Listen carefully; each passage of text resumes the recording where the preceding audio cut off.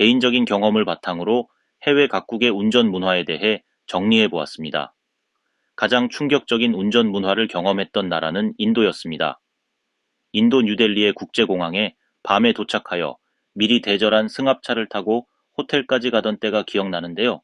대단히 박진감 넘치는 경험이었습니다.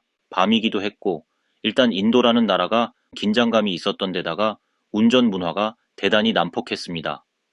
경적을 수시로 울리고 도로 위의 차선이 제대로 그려져 있지도 않았던 것 같습니다.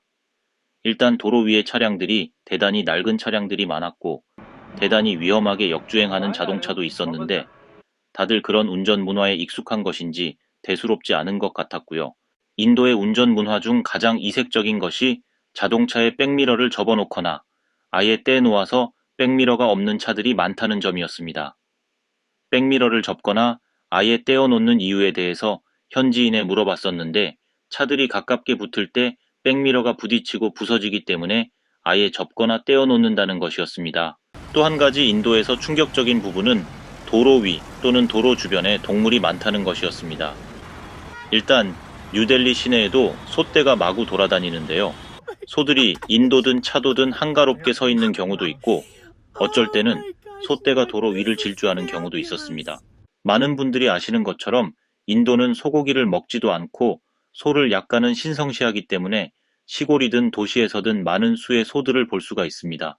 가끔은 비좁은 골목길에서 엄청난 덩치의 소가 길을 막고 서 있어서 조마조마하면서 소 옆을 지나가야 할 때도 있는데 인도 소들도 그런 상황에 익숙해서인지 그냥 얌전히 있기만 하더라고요. 타지마할을 관광하기 위해 뉴델리에서 승합차를 대절해서 타지마할까지 약 3시간 정도를 이동했던 적이 있었는데 도로는 약간 고속도로 같은 곳이었고요.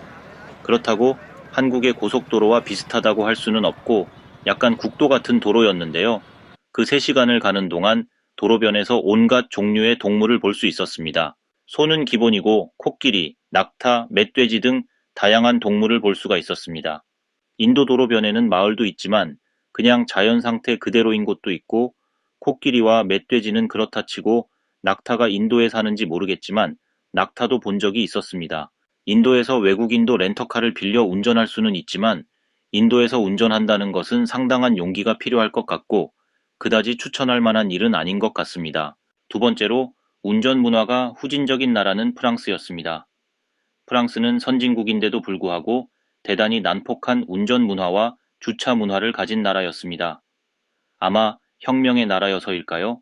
예전 프랑스 영화에서 보던 그런 낭만적인 모습보다는 난폭한 운전과 주차 문화, 에펠탑에서 기념품을 팔기 위해 몰려들던 모로코인 호객꾼들, 지하철역에 화장실이 없고 여기저기 찌린내가 진동하던 기억만 남아있네요. 프랑스에서 렌트하니 자동차가 시트로엥 피카소라는 자동차였는데요. 제가 지금까지 타본 모든 자동차들 중에 코너링이 가장 좋지 않은 차였습니다. 약 시속 80km로 약간의 코너기를 돌라치면 차가 대단히 불안해서 오토바이처럼 한 손을 창밖으로 내밀어 땅을 짚으면서 코너링을 해야 할 것 같은 느낌이었습니다. 게다가 뒤에서 오는 차들은 미친 듯이 바짝 붙어서 속도를 내면서 쫓아오고요. 프랑스 파리의 도로 사정은 그리 나쁜 것은 아닌데 주차 시설은 좀 부족한 편이었고요. 일단 운전 문화가 대단히 난폭했던 점이 기억에 남습니다. 특히 가장 기억에 남는 것은 파리 한복판의 개선문에서였는데요. 개선문은 12개의 도로가 가운데에서 만나 로터리 시스템으로 도는 곳인데요. 여기에 신호등은 없었던 것 같고 12개의 도로에서 차량들이 적절히 로터리로 진입해 돌다가 나가야 하는데요. 물론 한국에 저런 곳이 없기 때문에 대단히 당황하기 쉬운 곳이기도 하고 한 가지 기억나는 것은 프랑스 영화에서 본 것 같은 빵모자를 쓴 백발의 할아버지께서 소형 승용차를 몰고 맹렬하게 개선문 로터리를 진입해서 제 차에 바짝 붙어 오던 때입니다. 너무 깜짝 놀라서 무슨 일 있나 하면서 운전자를 보니 베레모를 쓴 백발의 노신사셨는데 표정은 평온하시더라고요. 아마 개선문 로터리에 들어왔다가 나가려면 그 정도 맹렬함은 있어야 하는 것 같았습니다. 난폭 운전보다 더욱 놀라웠던 것은 주차 문화였습니다. 파리에 워낙 주차 공간이 부족하다 보니 도로변 주차를 하는 경우가 있는데 이분들은 자동차 범퍼를 원래 충격 흡수하는 부품으로 생각하여 범퍼를 부딪히거나 범퍼가 손상되는 것을 일상적으로 생각한다 하더라고요. 사실 프랑스에서 그걸 모르고 도로변 주차를 했었는데요. 나중에 나와 보니 시트로엥 피카소 자동차의 앞뒤 범퍼가 마구 긁혀 있더라고요.